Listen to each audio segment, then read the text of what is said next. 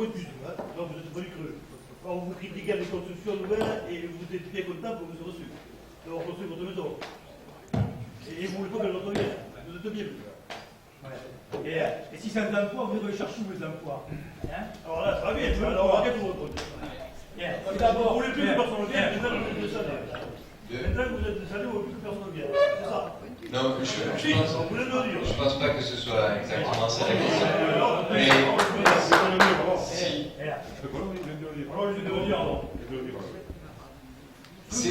non, je pense que cette preuve. Et ce qui prouve, c'est que les gens du cru sont contents parce qu'à aucun moment, un genre, les personnes comme moi, qui le savent, sont intervenus. Il est fort probable que. Vous avez dit que ça vous accueille, et maintenant on va faire. Ceux qui défendent l'agriculture, c'est pas vous. On va faire. Vous avez monté au créneau. Et l'agriculture, Au créneau, vous savez, il y avait des choses.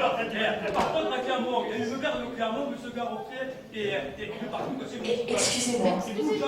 Excusez-moi, mais il y a un truc qui me dérange profondément. Est-ce que nous sommes en France? Nous avons certes un accent du Nord, mais nous sommes encore en France. Donc si vous avez dit que vous comment ça on nous accueille? Mais qu'est-ce que c'est que cette histoire? On est citoyens du monde, non, il me semble. Alors, moi, je vais demander juste qu'on fixe une règle de façon à ce que chacun puisse s'exprimer. Je me balade avec le micro, c'est pas moi qui veux parler dedans. Je le distribue, il vous suffit de lever la main et je le passe à tout le monde. Voilà. Bon, c'est vrai que je vais sans doute parler avec un accent d'ici, mais ce que je voudrais surtout éviter, c'est de tomber dans ce que j'appellerais... bon, je le dis pas, je n'ai pas mis le polémique. Ce que je sais, c'est que déjà, parfois, on nous taxe de révolutionnaires. Mais quand on prend tous les rapports des CCI de France et de Navarre, ils sont tous d'accord pour dire que chaque fois qu'il se crée un emploi dans la grande distribution, il y en a 4 qui disparaissent par ailleurs. Ça, c'est une réalité qui est incontestable. Et quant aux viticulteurs qui aujourd'hui prétendent que ce projet va sauver la viticulture, à cela, je veux leur dire non. Il va peut-être, non, mais s'il vous plaît, il va peut-être aller sauver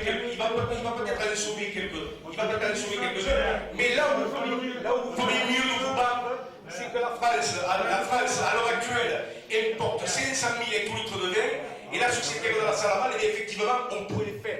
Mais tu les comptes, t'as jamais travaillé de ta vie, toi.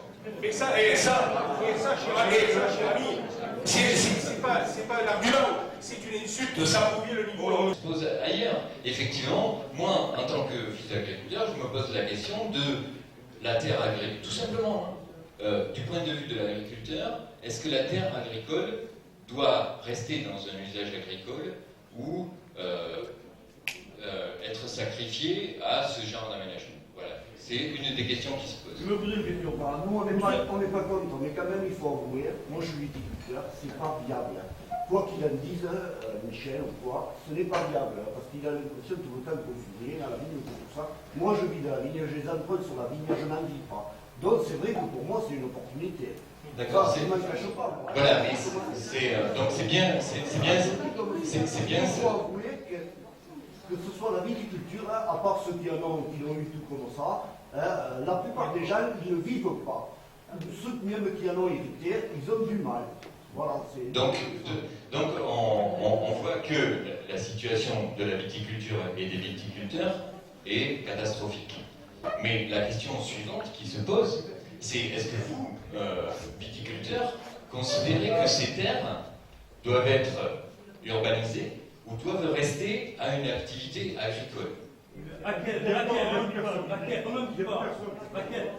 On n'en dit pas. Et pourquoi moi je ne dirais pas, vous êtes aussi fort? Vous n'êtes pas viticulteur? Qu'est-ce que vous faites? Par qui vous êtes payé alors? Peut-être que je ne vais pas l'être longtemps, mais je suis exposé. Levez la main, ceux qui sont viticulteurs ou agriculteurs. Oui, à part entière. À part entière. Comment vous faites ça? Tout le monde a le Gilles, levez la main, ceux qui sont demandeurs d'emploi. Ceux qui sont demandeurs d'emploi. Aujourd'hui, comme monsieur vient de dire, c'est pas viable. Quand vous avez tout payé, et je peux vous le prouver, quand vous le souhaitez, à n'importe quel moment, les taxes professionnelles, la taxe foncière, le gasoil, les réparations, etc., les produits agricoles et compagnie, où le coût de travail à 4,10 € de l'heure. Et alors, vous Attendez, à ce compte-là, on ira travailler là. Ah, vous êtes prêt à aller Eh bien, parti, si ça ne va pas, aujourd'hui sur la démocratie, sur la démocratie et sur l'installation des gens qui arrivent dans le département de Pau, c'est que les gens ne se sentent pas bien ailleurs. Ils viennent pour des questions économiques. S'ils ont 1 000 € dans le Nord, quand ils payent le chauffage, les 1 000 €, ça sortira davantage ici, dans le Nord. À partir de là, on peut pas les expulser, ils sont bien contents qu'on les accueille, qu'on leur offre un terrain, qu'on leur offre une habitation. Et tout ça, ce sont nos impôts qui ont contribué à tout ça. Vous voyez, il est là. Ce que je voulais vous dire, en fait, c'est pas de sectoriser les questions, parce que aujourd'hui, quand on parle de la Poste et des problèmes de la Poste, ça ne concerne pas que les postiers.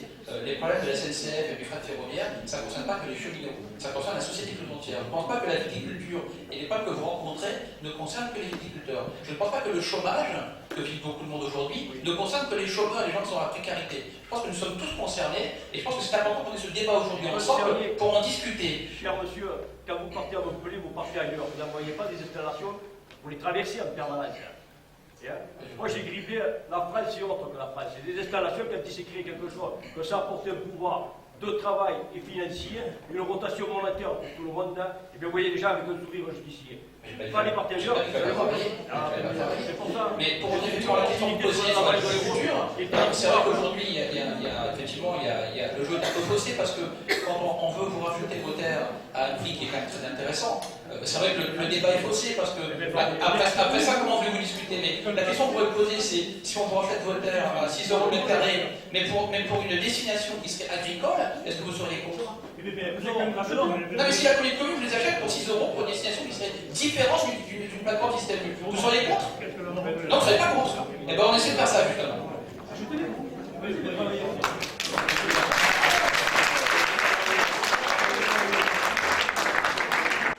Moi, je voudrais dire à ce monsieur là-bas qui a dit qu'il gagnait très peu, ça je peux le comprendre, je le crois, mais à Super U, il ne gagne pas davantage.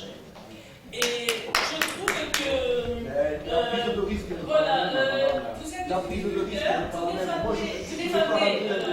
quelque chose qui vous exploite, parce que quand vous allez casser dans les grandes surfaces, quand il y a une promotion, il n'y a pas un seul mètre de l'héros où il faut le chercher. Et vous cautionnez ça, on peut